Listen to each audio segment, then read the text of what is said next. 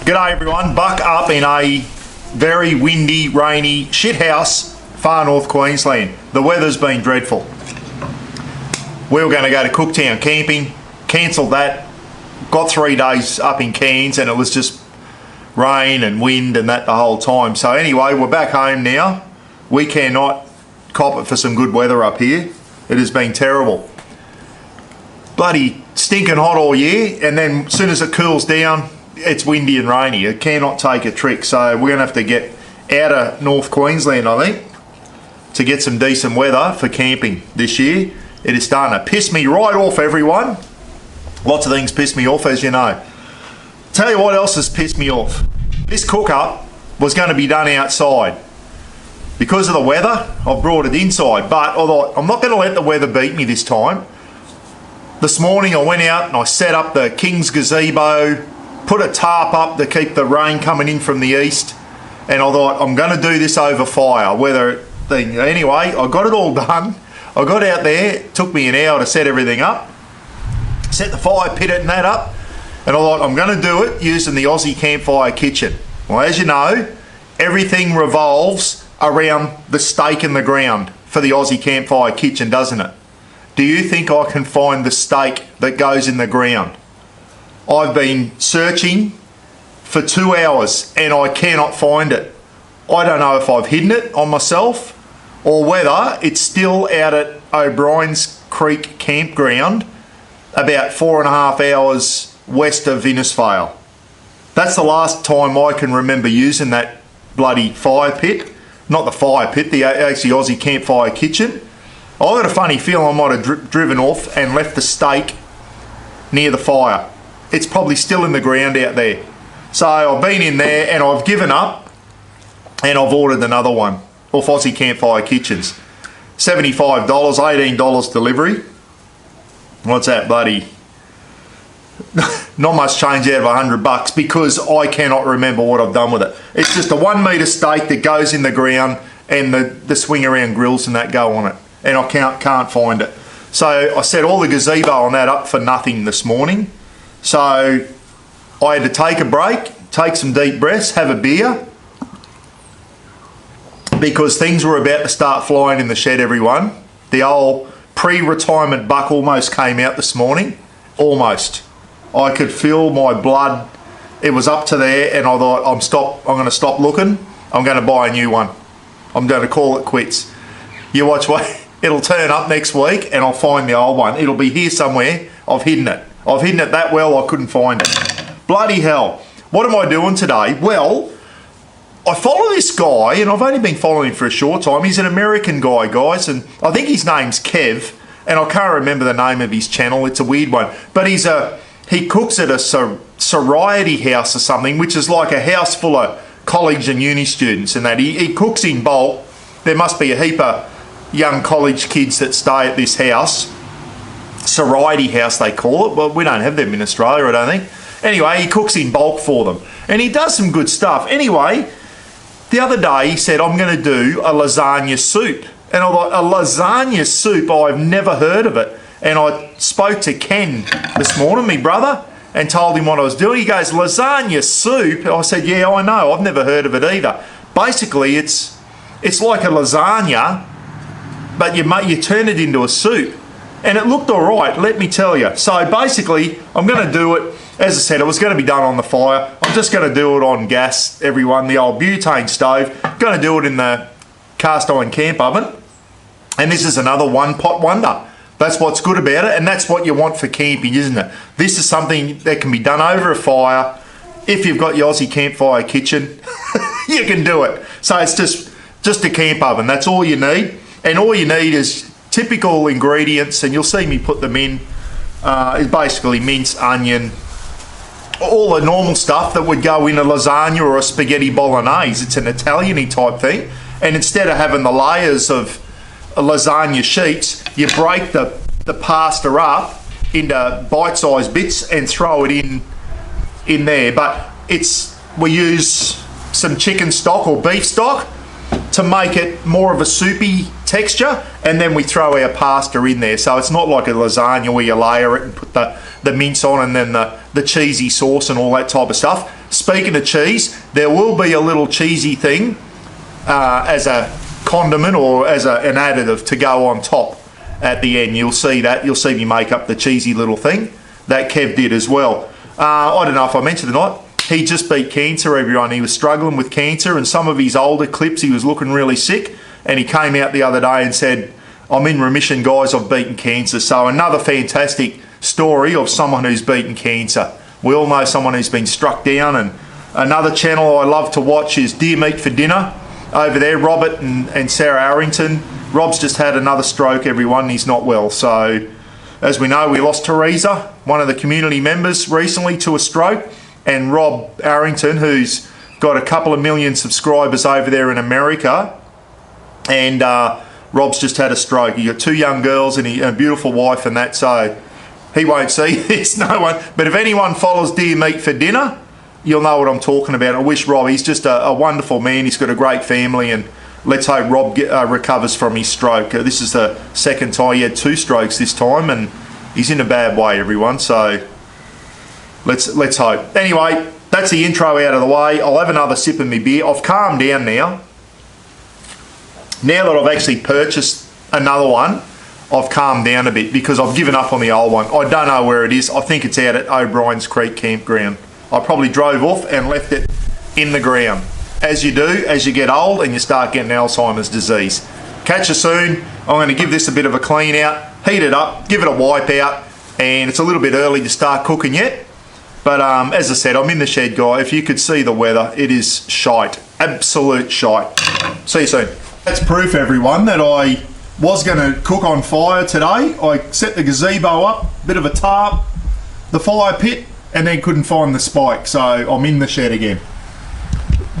Oh, bugger it, I'm going to start cooking now. This will sit in the camp oven until Roz and Jamil get home. So anyway, so some olive oil into a hot pan and straight in with 2 diced brown onions, everyone.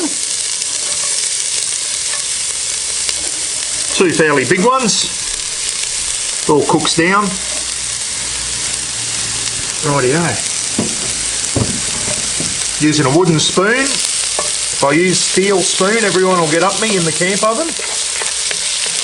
Righto, let's soften that onion a bit. Oh, the olive oil smells nice, everyone. Yeah, there's olive oil getting in the supermarket. Anyone notice that? Ridiculous. Righto, let's soften that. Sip of me beer.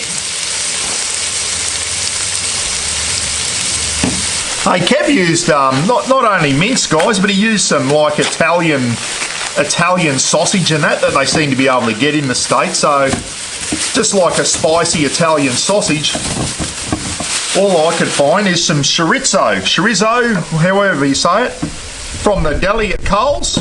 So I'm just gonna slice up some chorizo like this.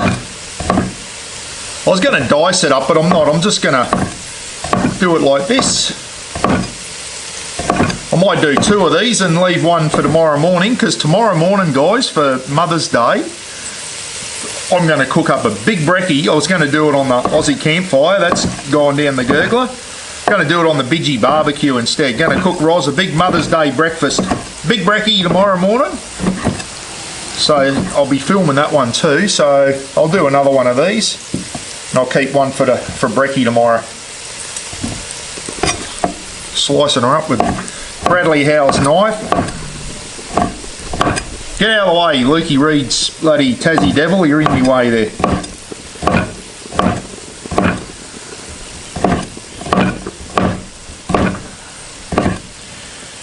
Always use your knuckles as a guide when you're using a knife, everyone, so you don't slice your bloody fingers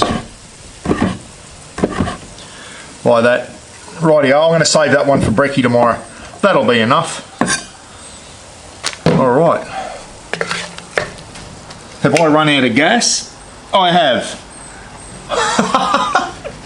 I didn't even get the onions softened. I've run out of gas. I'll get another one.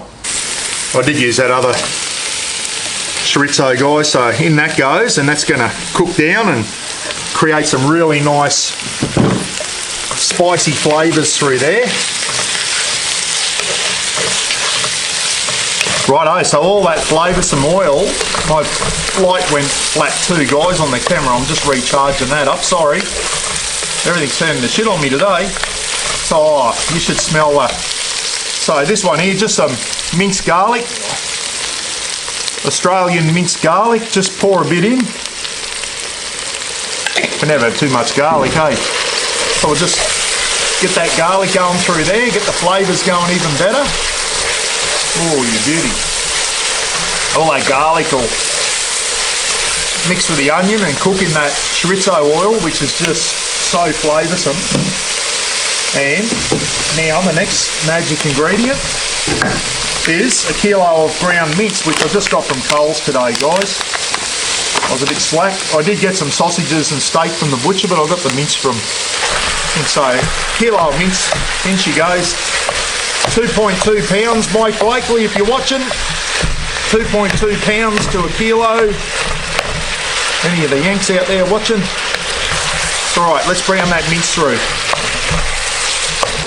Righto, I've got a bit of charge back into me light. Hopefully you can see that a bit better. So that mince is browning up. The other thing, Kev used oregano or oregano, as Mike would say, and basil. I'm just using Italian herbs, everyone. Just a packet of Italian herbs. Give that a good sprinkle while the... Yep, in it goes. Oh, that smells good coming out of the packet. So some Italian herbs, which has already got your basil and oregano already in there. And the next magic ingredient is some tomato paste in the tube, or one of those little containers that you can buy, little double containers. Put some tomato paste in there. Just give that tomatoey flavour, but we got more tomato stuff going in soon, but I just want to get that through. And the next one, just to heat it up a bit, Roz doesn't mind, I'll put a few little crushed chilies. Put a sprinkle of crushed chili through. There we go, that'll do. I got in trouble last time, it was too hot. When I made something and I put crushed chili in, I put too much. Roz got up me. So, oh yeah, you can smell that Italian herbs. So always put your herbs in when you're browning your mince, I reckon, so it gives the meat a chance to absorb all that flavour, get the flavour infused through the meat. Big word of the day, infused. Don't ask me to spell that. Infused, it's a big word for me. But you can smell it. That is, oh, I tell you what, that's looking good already, everyone. Righto. Let's keep going. Brown that meat a bit more. Hey, just while the meat's browning there, guys, I went into King's the other day up in Cairns. I grabbed a couple of solar panels and that, fixed solar panels for my 12 volt project going on in the shed. Really, I've gone as far as I can go now. I've mounted everything up there. I need an auto elect now to help me out, but I'll get there. There's no hurry for that. So, when I was in there, every time you go into King's, they've got new stuff. And I got one of these, and it was cheaper to buy two. It was like one for 35 or two for 50 or something. So I got two. I don't know what I'll use the second one for. It's this here, and basically it folds out like that, and it's got all your pouches and your zips and that up here. This thing here, I've got a chin-up bar, which I don't use for chin-ups anymore, everyone, but I use it for everything else, dry my towels and all that out. This thing here's got Velcro, and basically what I do with this, it's got 1, 2, 3 big see-through pouches there, and it's got a little canvas pouch here which has got tongs, my veggie peeler, spoons, grater, veggie grater, all that, cheese grater, all that type of stuff. So up here I've got my knives, my barbecue mate, lighters, whisk, all my plastic spoons and spatulas and all that type of stuff. Down here I've got a thermometer, fold out thermometer so I can check the meat, the meter, which works in conjunction with my iPad, barbecue wipes, tongs, more spoons, all your kitchen gear. And all you do is basically just fold it down like that, and then you can carry it around. So what I did when I went out in the caravan the other day is the awning on the caravan, I just Velcro that up over the awning. So when I'm in the shed doing my cook-ups, everything I need, all my cooking gear is in that.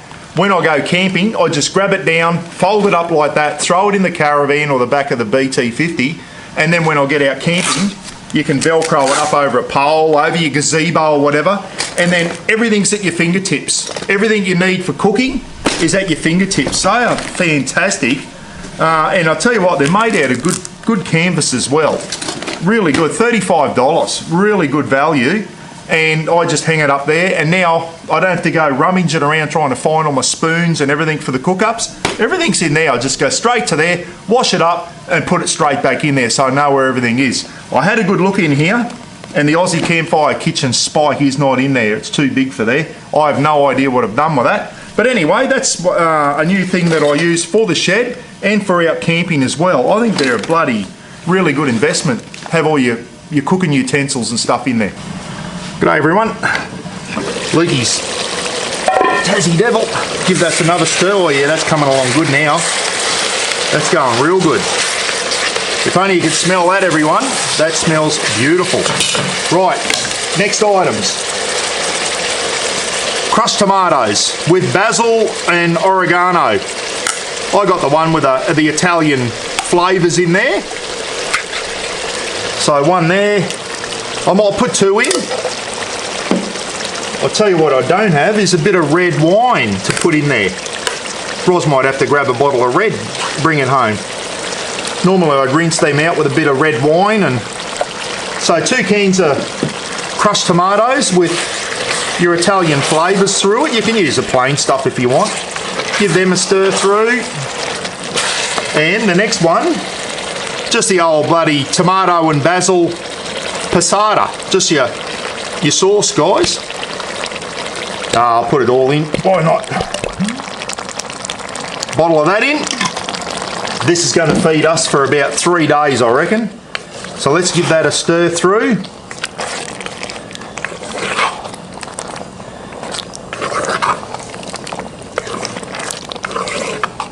Oh yeah, that's looking good. All right. Oh, that's hot. I should have used the goblet again. Righto. Rightio.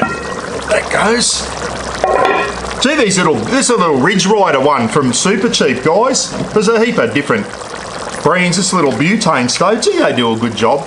They just don't work in the freezing cold weather. They don't like working, but up here they're not a problem. Now, one thing I did nearly forget is season with salt and pepper, everyone. Good thing is salt. I got the right one this time, the one that's not all stuck together. And some 4 Seasons pepper. So put some pepper through. I love black pepper and that. Beautiful.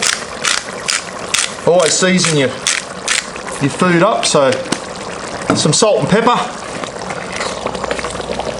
Give that a nice slow stir. Oh, that's coming together. So basically that there, if you're having spaghetti bolognese or something now, that's the consistency you would have it. Now, I'll tell you what I've forgotten to do is turn my light on. Stand by, everyone. Buck your diddly dong. Is that a bit better? Turn the light on.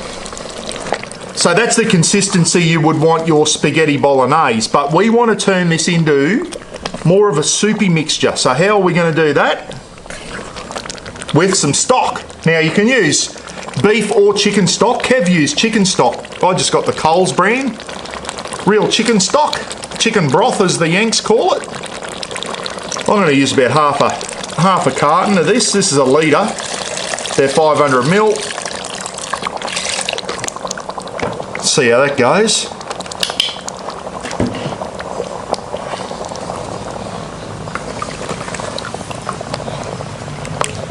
And bugger it, I'm just going to use the whole lot, everyone. Well, maybe not the whole, yeah, whole lot. Whole litre of that, in she goes.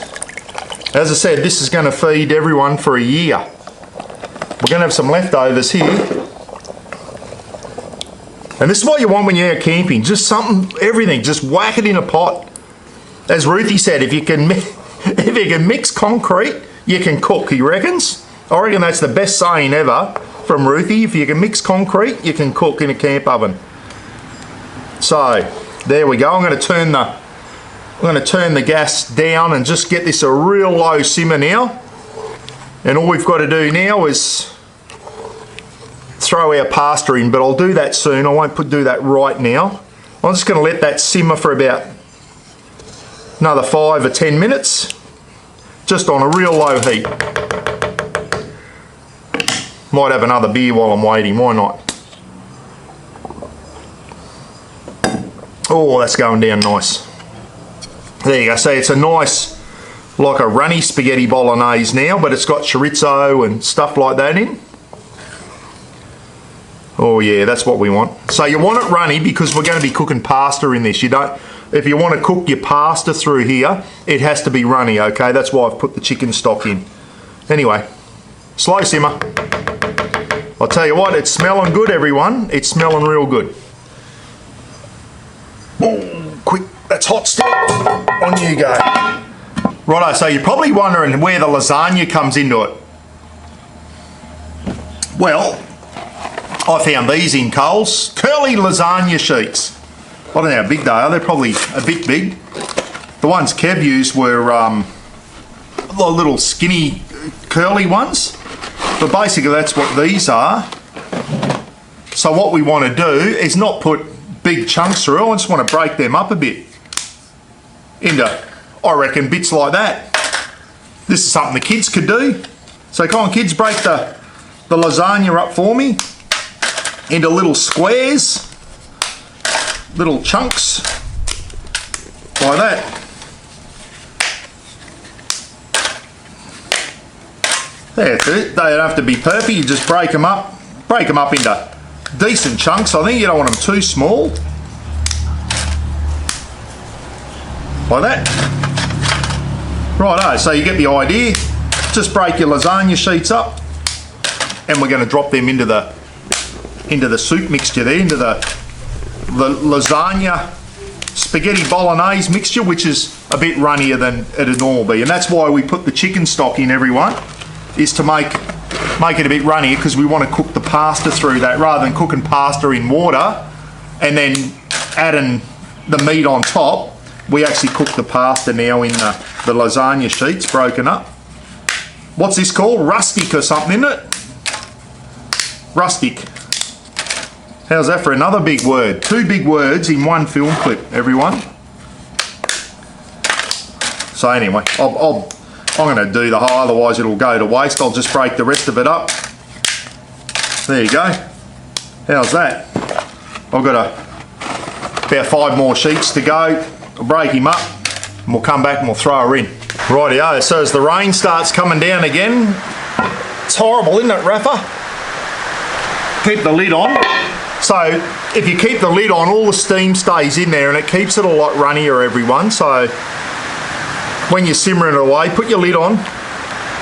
If you keep the lid off, it'll dry out, like it'll reduce. But with the lid on, it'll keep that.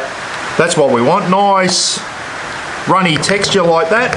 And in she goes. All our pasta that we just cracked up. We're going to throw it in. And we're going to slowly mix it through. And we're just going to slowly simmer this now for another 15-20 minutes and cook that pasta in the lasagna soup. Oh boy. I'll tell you what, that's a good winter camp feeder, everyone. Sitting there, a big bowl of that around the campfire at night. And look how many you could feed. You could feed 10 people with that. Just with a kilo of mince and all the additives that I've put in there and a couple of chorizo sausages. You can probably think of other stuff that you could throw in. You could put some olives through there, which I might do. If I've got some black olives inside, some Kalamata olives, some pitted ones, I might even put some olives through there. Roz and I love olives through our Italian food. Black olives, Kalamata, oh beautiful. Righto. Submerge all that pasta in the sauce, lid back on, down on real low heat now. We just want to slowly simmer that for about another 15-20 minutes at least. Hey, bit of a gibber while I'm having a beer and letting that simmer away. Haven't finished yet. There's still one more thing to go in there. Right, just as I turn it off, I'm going to put a packet of spinach through it, the green leaf spinach, and let that wilt away. But I've got to do the little cheesy thing that we get, a nice cheesy thing that goes on the top of that when we serve it up. So I've got to do that yet. So the cook's not over yet. Hey, listen, it's what date is it, Rafa?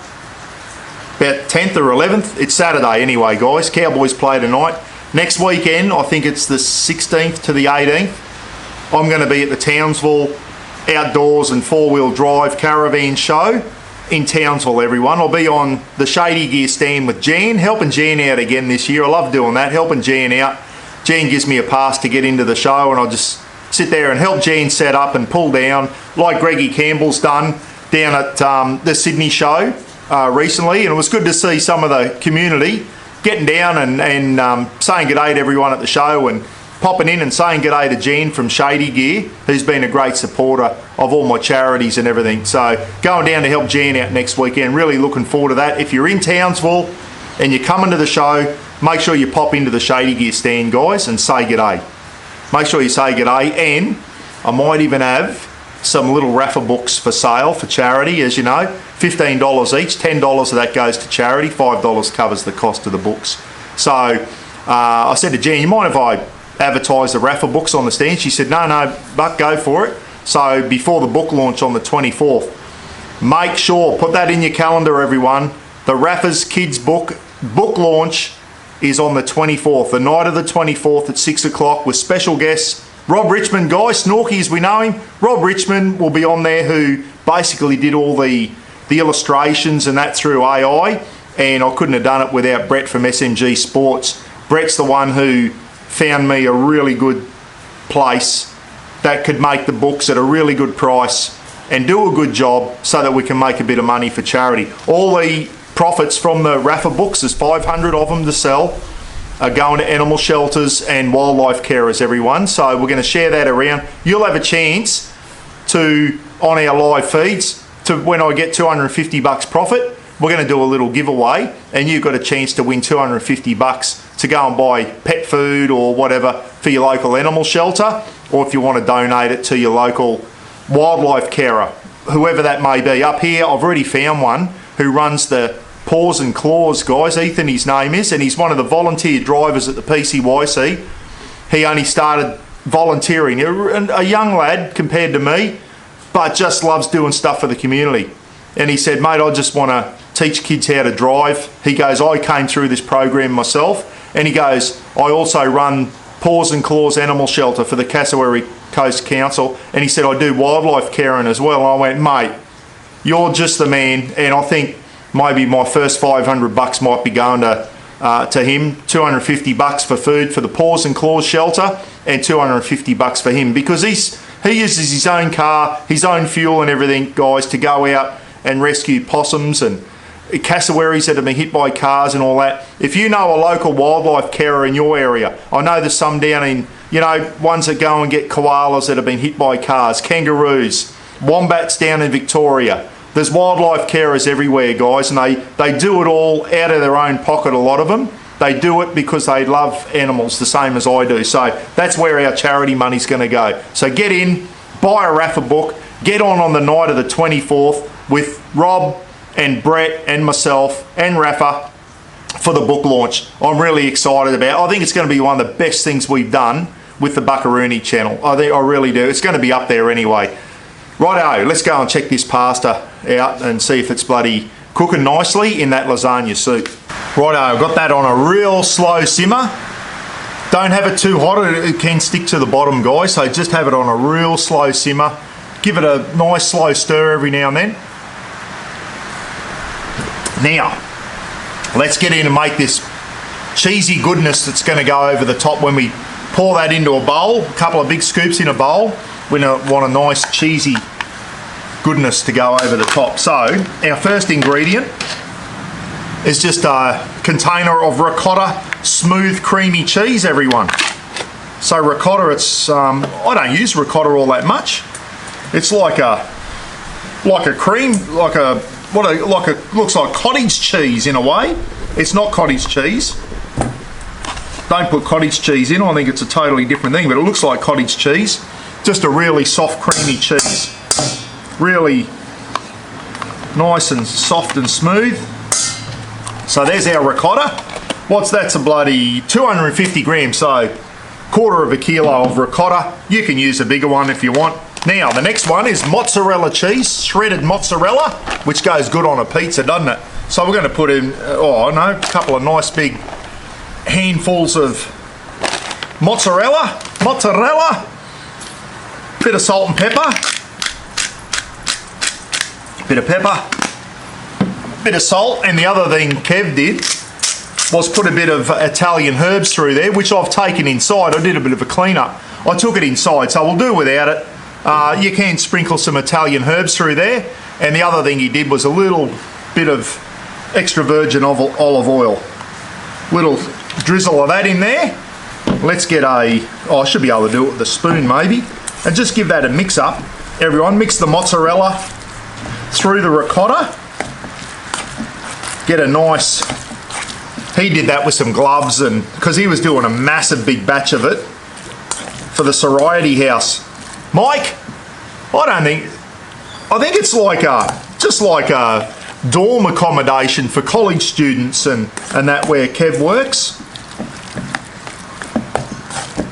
Never heard of. I've heard of sobriety houses where you go to get sober. This is sorority, not sobriety, sorority. So that's all yeah. So what I'll do now is I've mixed that mozzarella and the ricotta all together, a bit of olive oil, bit of salt and pepper, bit of that Italian dressing as well, which I've taken inside. Might be a little bit more pepper. I love pepper, eh? It just tops everything off. That mozzarella, guys, keep her in the fridge. That goes on the pizzas.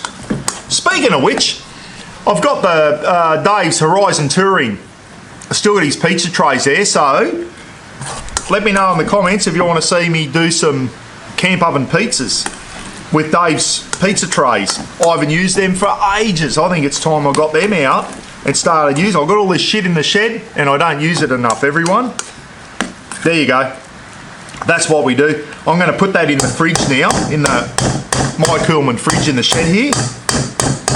Put that in there, and when I serve that up later, I'll just get a nice big blob of creamy mozzarella cheese and let that melt all through the lasagna soup. Oh boy, how good's that going to be? Right, I'll put this in the fridge. I can't remember what ricotta tastes like.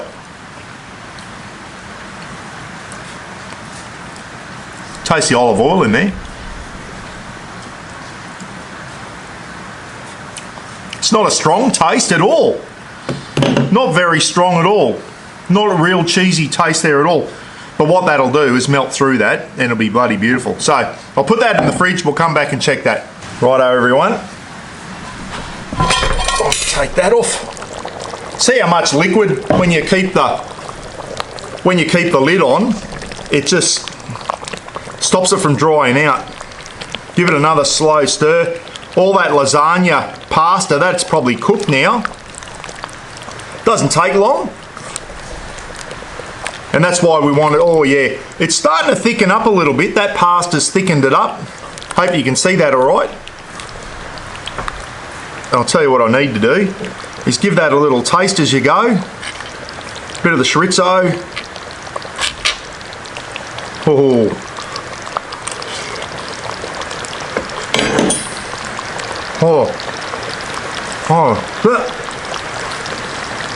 Oh my God, that was hot.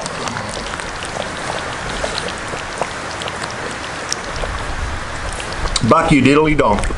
Oh, I've got blisters on the top of my mouth after that one. Holy dooly, that's hot. That's how you want it, bud. Oh, that's ready to eat now. But I've got one more thing to put through that, and I'm not going to do it yet. It's a bit early. Roz and Jamil aren't home, everyone. I'm going to turn this off now. I'm going to turn it off. And I'm just going to put the lid back on. And as you know, camp ovens retain so much heat.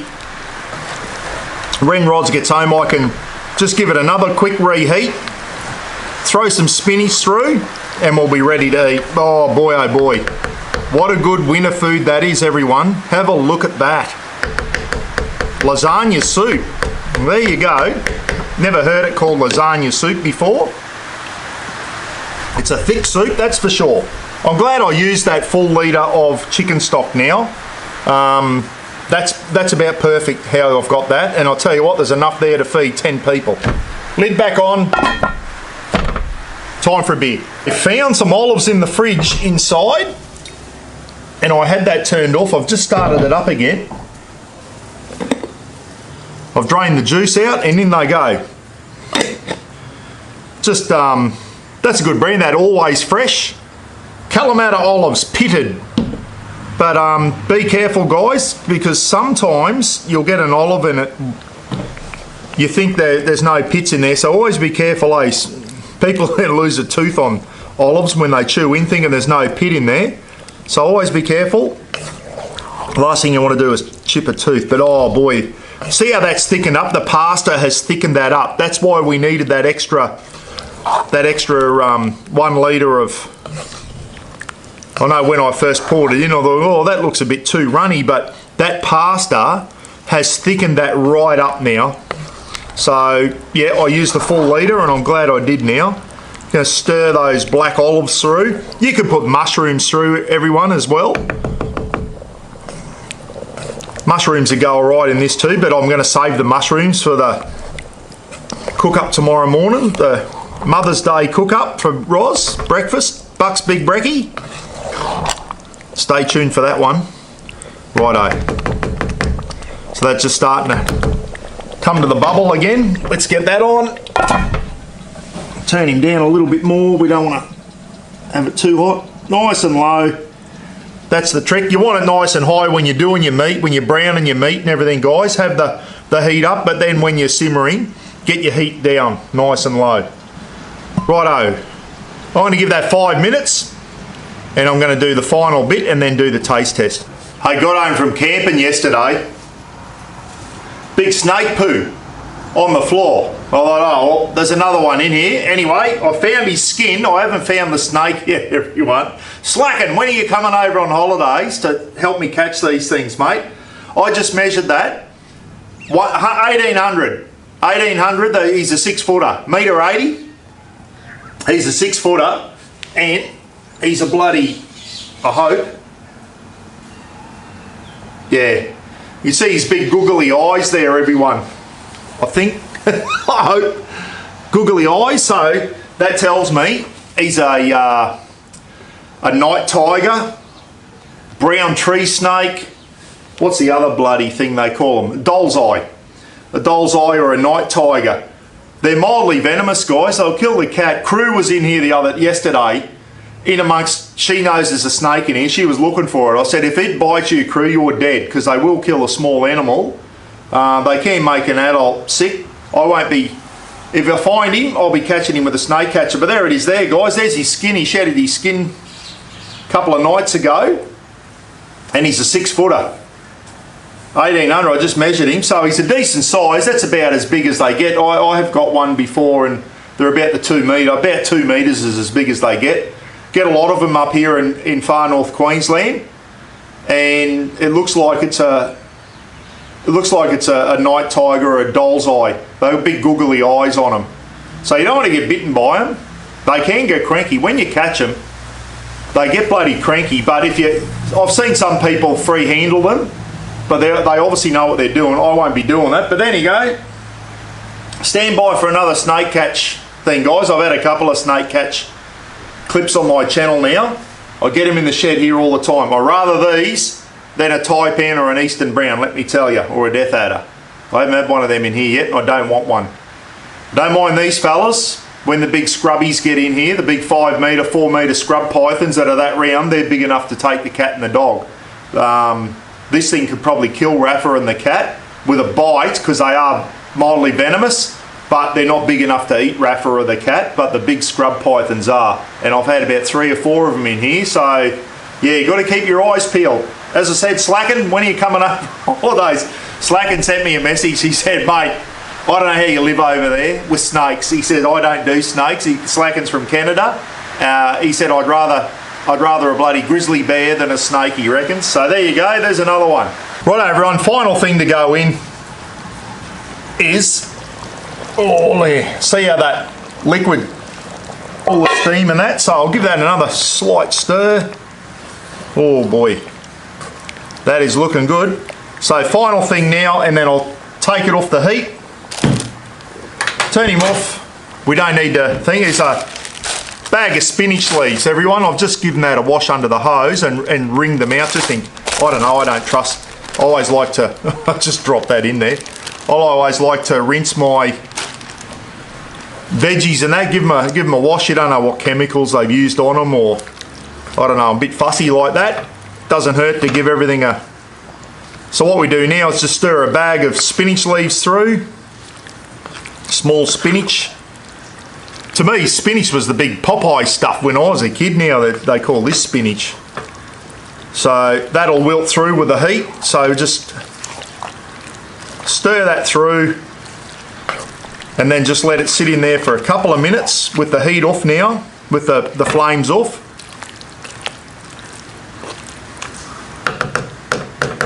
All right, there we go. I'll use the glove. Righto. Couple of minutes, let that spinach wilt through, and then I'm going to come back and do the taste test for you. So you beauty. It's only still fairly early. Roz and that's not home, but I want to get the taste test done. That way I can take this in, put it in the oven, just on a real low heat, just on warm. So when Roz gets home, dinner will be ready. Put that back in the fridge so she can put a dollop of that cream on, and then I can start cleaning the shed up and get ready for the big brekkie tomorrow morning for Mother's Day. Righto, Roz just got home, everyone. So I'm going to hook in and do the taste test. So I've got a ladle out of my King's bag up there. I don't need the Tassie Devil on at the moment. So, yeah, that thickened up. Yeah, that's thickened up really good.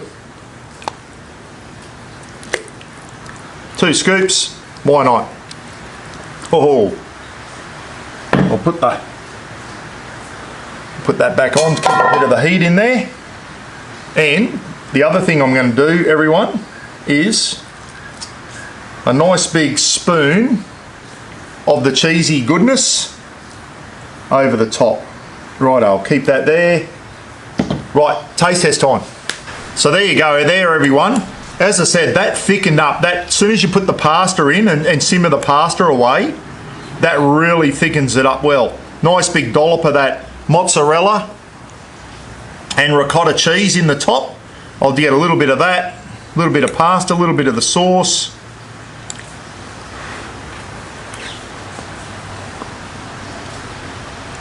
Oh wow.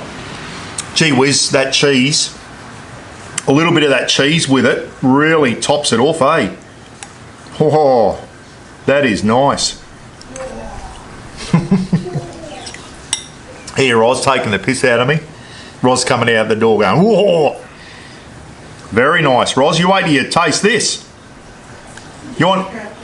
Yeah, you want to... No, I was going to, but I couldn't find the Aussie campfire peg, remember? But a bit of the...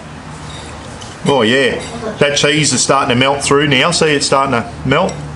I'll tell you what, this is nice.